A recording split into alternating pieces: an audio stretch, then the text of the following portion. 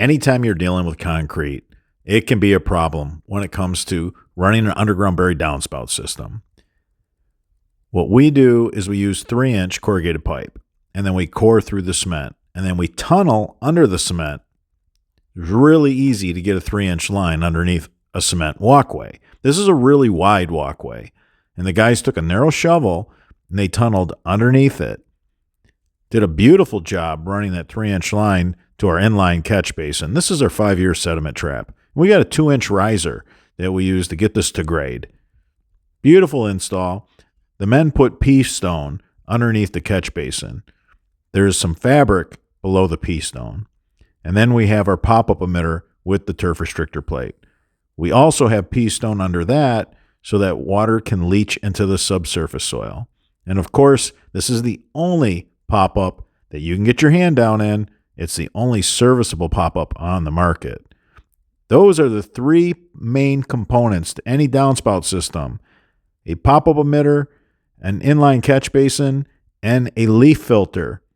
If you have those 3 components, you have a great underground buried downspout system that's going to serve you well. Now, you can vent the inline catch basin. You can vent it in case the pop-up freezes in the wintertime. That way the water will come out of the top of the inline catch basin.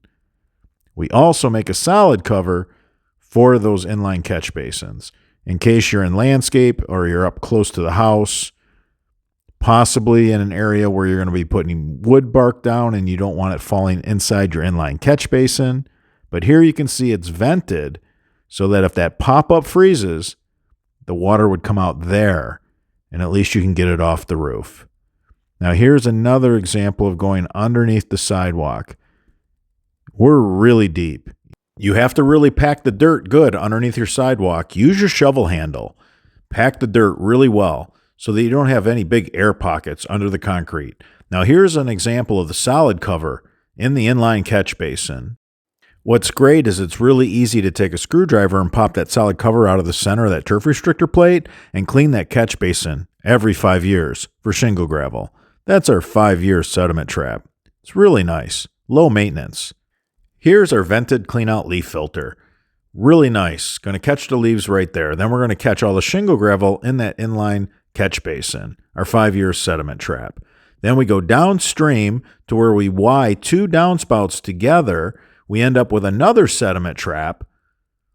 The 3 main components to an underground buried downspout system is the gutter adapter to the downspout that catches the leaves, and it's vented in case the pop-up freezes. That way the water, you can get it off the roof and it won't fill the gutter trough to the point to where it ends up bending the gutter and overflowing water right alongside the house. You can also remove the center of that screen so you can push a garden hose through the leaf filter so that you can clean the shingle gravel and push it to the sediment trap. If you found any of this information helpful, give us a thumbs up. It supports the channel. I'm your host, Robert Sherwood, and until the next video.